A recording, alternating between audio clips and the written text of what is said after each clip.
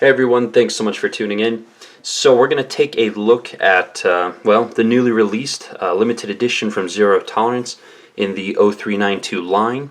That is the 0392 BluBowie. So this one came out just 3 days after Christmas. Kind of rough timing, I think, for most people, being that December's quite an expensive month with family and gifts and all that good stuff. But I did pick one up. I'm really excited about this piece. I've been a huge fan of the 0392 line, and I was excited to see this new blade shape come out here, which is, of course, the Bowie blade shape. So we'll go through the kind of the basic specs, overall impressions, which are excellent as usual, as it's been with all the other pieces in this line, and some of the details. So the collaboration continues with Rick Hinderer. He has a few more blade shapes that the 0392 line has not yet produced. Of course, there's the Skinner, the Tonto. I think there's 2 or 3 others not popping into my head at this very second. But this one is a factory custom, of course, since Rick Hinderer did produce all of the hardware at his facility, shipped it to ZT, and they put the knives together with the handles that they made and the blade that they ground and all that good stuff. So, ships with the limited edition box, just as they all do, and a certificate of authenticity lets you know it is legit. Moving that out of the way. Okay, so specs, just in case this is someone's first time seeing this, this series or this knife in this series. Put it up next to the Kershaw CQC7K again, and it is larger, of course. Alright, specs on this thing. It is 3.6 inch blade.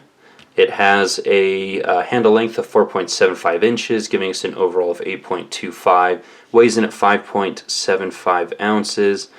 And the thickness, handle thickness, I forgot to measure, I think it's like half an inch. So, yeah. Now the blade steel on this variation is done in M390. They've used M390 and 204P, kind of gone back and forth depending on what is available in the line. So I do have a few others still of this line. I have the Bowie, or I'm sorry, the Warncliffe here. This one was I don't recall where it fit into the series, but I think this was 2 models ago. And this one, the 0392 BluBowie, is actually the 7th in the line here. So there have been a few other models. I had the original quite a number of, it might be months or years ago now, and certainly missed that piece. I do have both Warncliffes still though, so that is pretty cool. Now there are a couple differences here on this the BluBowie. Of course, the Bowie shape is now introduced into the lineup. Whether or not we'll see different colors or different variations with the Bowie shape, hard to say where they'll take it in 2017. SHOT Show's coming up in the next 3 weeks here, and so ZT will be announcing a number of new collaborative pieces for 2017, probably somewhere between, I don't know, maybe 4 to 6 if I had to guess. Probably somewhere in that range of new models. Now, some of the things that are different aside from the Bowie, I believe this is the first time they have anodized one of the handles. They've had DLC and black washed and coated versions. I think one was the brown wash as well. And then they did use a steel pivot here on this one. I want to say all the rest were possibly titanium, but with there being 7 different variations, I could have missed one here or there. And I did Windex the handle here, essentially at getting it out of the box, just to make sure you guys get a fairly good representation of the color without my hands getting all over it. So if you guys aren't familiar, anodized finishes, they are affected by oils on your hands here. So now I'm going to pick it up and start handling it, and you're going to see some slight variations in the color due to the oils. So yeah, beautiful blade shape. One of the questions you guys had was what how thick is the tip. I think some people were concerned the tip might be too thin, might break off. So here's the Bowie. Let me grab the Wharncliffe here. Let's see if we can't get a good look at both of these. So Bowie is left, Wharncliffe is right. From my vantage point, which is probably a little bit better as I'm trying to work around the camera here, the Bowie actually has a thicker tip than the Wharncliffe. So Bowie's here on the left, Wharncliffe is on the right. So slightly thicker tip, just because we had it out. What's the tip look like on this one? And fairly similar thickness. I'm looking at it here between the Bowie and then this CQC7K. So hopefully that gives you guys a fairly decent idea of what to expect. But it's a robust tip. Honestly, I'm not worried about it at all as far as actual use goes. You know, putting it in the pocket, moving forward here. But another nice thing is the hardware is essentially all polished. So this is kind of a dressier piece coming out of ZT with the anodized and then the polished finishes. The pocket clip is polished as well. This is a titanium clip. So this thing is going to, this is definitely going to get scratched up pretty easily here. Honestly, I'm not too concerned about it. Really excited to use this one. I do like the Bowie blade shape. So action is superb, nice and smooth. And then again, one of the great things about the 0392 line is the incredible ergos on it. Just very, very comfortable in the hand.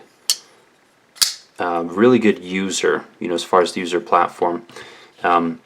Now, some of the discussion points kind of around this one and the limited editions in general is whether or not it sells out. And it's not really a, you know, it's an interesting point that we as enthusiasts really like to take a look at to see, hey, what's the demand? How quickly did it sell out? Are people turning around and selling for more on the secondary market?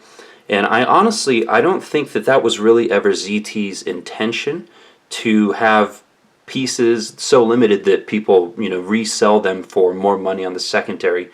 Initially, when they started doing these limited edition pieces, they went to any number of dealers, and there were some problems that occurred with those dealers where dealers would start selling them on eBay for, you know, huge markups, or they would take all their pieces and sell them to their friends who would then turn around and mark them up.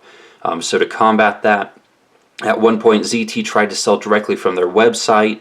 It was kind of a huge pain for them because they're not a tech company, and so the demand on the servers was enormous, and it just caused problems with the orders and things like that, and people were very upset and were quite rude to the customer service.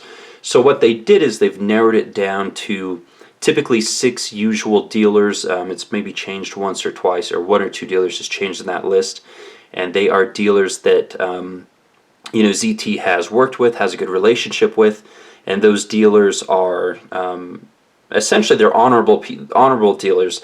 They're not turning around and flipping the pieces for profit on eBay. They're not selling to specific individuals and not selling to other people. You know, they all have very good reputations, and so that's the reason ZT goes this route. Now, how that fits into this one is, you know, this piece actually is still available at, I believe, 3 of the 6 dealers, if you guys are watching this right after this video is released. So the cool thing is, if you guys are looking at this and saying, oh, I wasn't aware that it dropped or that it's available now, you can actually go out and buy it. And that's something that hasn't really happened with a lot of their limited edition pieces.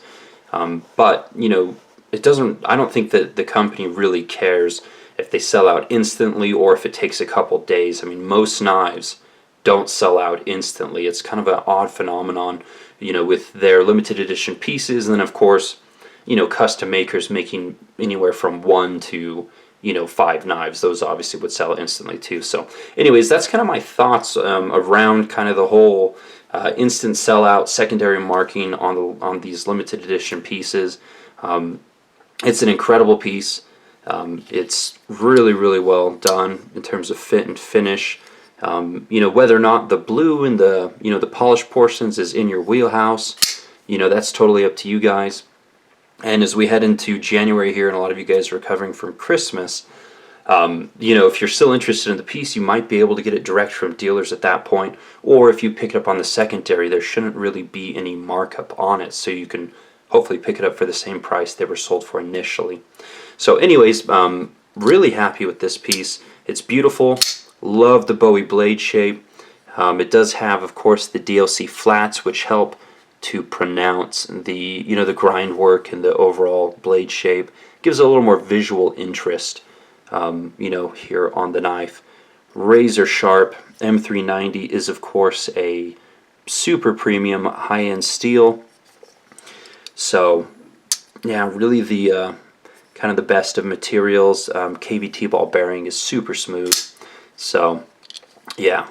I've done, oh, I don't know. I think this is probably going to be my 4th video on the 0392 line. Sadly, I sold my original, and which was just a plain titanium with blue hardware.